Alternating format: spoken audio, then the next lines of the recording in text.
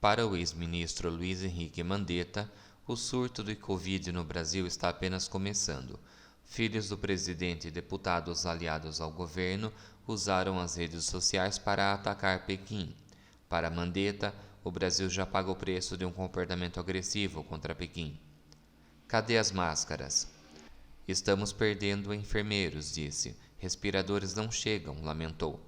Mandetta diz que, ao assumir a pasta, notou como o Brasil estava ausente do debate internacional depois do governo de Michel Temer e de uma aproximação dos governos de Lula e Dilma a países como Cuba, e adotou medidas para posicionar o Brasil. Começou a estabelecer bons canais com os Estados Unidos, Israel, Europa, China, Alemanha, Reino Unido e Rússia. Mandetta teme o discurso de confrontação às entidades internacionais. Os Estados Unidos têm musculatura para se defender, mas o Brasil pode ficar pelo caminho. Mauro Carlesse, governador do Tocantins, decretou lockdown em mais de 30 municípios do estado pelo prazo de 7 dias a partir das 18 horas de 16/5/2020. As ruas serão fiscalizadas e o descumprimento poderá acarretar multa e prisão. Estão liberadas apenas idas a hospitais, farmácias, supermercados e ida até o local de trabalho no caso das atividades que não foram paralisadas. A circulação de veículos entre municípios será limitada e o expediente de órgãos públicos ligados ao Poder Executivo foi suspenso. A medida não abrangerá a capital de Palmas. Em 15 de maio de 2020, o Brasil registrou mais 15.305 casos confirmados de Covid-19, chegando a 218.223 no total. São 824 óbitos nas últimas 24 horas, totalizando 14.817 mortes pelo coronavírus. São Paulo é o estado mais atingido pela pandemia, com um total de 58.378 diagnósticos de Covid-19, sendo 3.000 novos casos em 15 de maio de 2020. Em segundo lugar está o Ceará, com 1.921 casos. O estado que mais registrou óbitos nas últimas 24 horas foi o Rio de Janeiro, com 191 mortes. Um detalhe que é muito importante destacar é que esses números podem ter um atraso de até 51 dias, o que pode fazer com que esses números sejam ainda maiores. O ministro da Saúde, Nelson Teich, segue Mandetta e pede exoneração. Ao contrário do presidente, ele não incentiva o uso da cloroquina em todos os casos, devido aos graves efeitos colaterais. Já o presidente é a favor do uso da cloroquina a partir dos primeiros sintomas de coronavírus, e o protocolo será adotado, apesar de estudos internacionais já terem concluído que não há evidências de que o medicamento reduza os riscos de intubação ou morte de pacientes.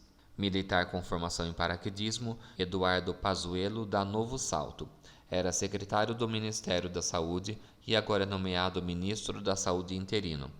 Bolsonaro destacou em vídeo que o bom militar é aquele que recebe uma ordem e cumpre, diferentemente de Mandetta e Teich, que abandonaram o cargo por discordar dos discursos do presidente. O ministro do STF, Celso de Mello, relator do inquérito sobre a possível interferência do presidente na Polícia Federal, assistirá ao vídeo da reunião ministerial do dia 22 de abril, citada por Sérgio Moro na próxima segunda-feira, 18. Bolsonaro diz que na reunião do dia 22 de abril se referiu à segurança pessoal quando falou em dificuldade para mudar segurança no RJ. A afirmação, porém, não procede. 28 dias antes da reunião, Bolsonaro promoveu o responsável pela sua segurança. Na reunião do dia 22 de abril, Bolsonaro disse que já tentou trocar gente da segurança do Rio de Janeiro oficialmente e não conseguiu, o que não cabe no caso de sua segurança pessoal. O pagamento dos auxílios está com mais de 2 semanas de atraso.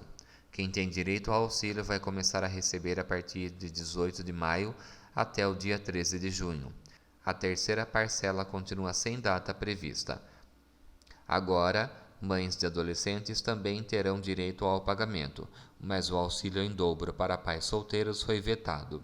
Prévia do PIB divulgada pelo Banco Central revela a retração de 1,95% na economia no primeiro trimestre de 2020. Dólar termina a semana a R$ 5,83. A alta acumulada no ano é de 45%.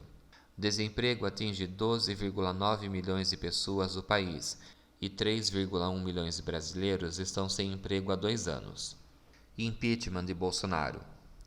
O ministro Celso de Mello, do Supremo Tribunal Federal, determinou que o presidente seja comunicado do pedido de impeachment.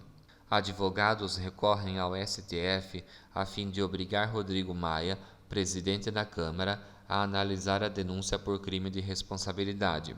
Também pediram à Corte que determine ao presidente uma série de medidas em meio à pandemia, como, por exemplo, que o presidente seja impedido de promover e participar de aglomerações e que seja obrigado a entregar cópia dos exames que fez para detectar a doença. Rodrigo Maia defendeu no STF que não há prazo na legislação que o obrigue a analisar um pedido de impeachment. Para se fortalecer contra um possível impeachment, Bolsonaro se contradiz. Dizia ser contrário à velha política, mas agora se alia ao Centrão na busca de aliados.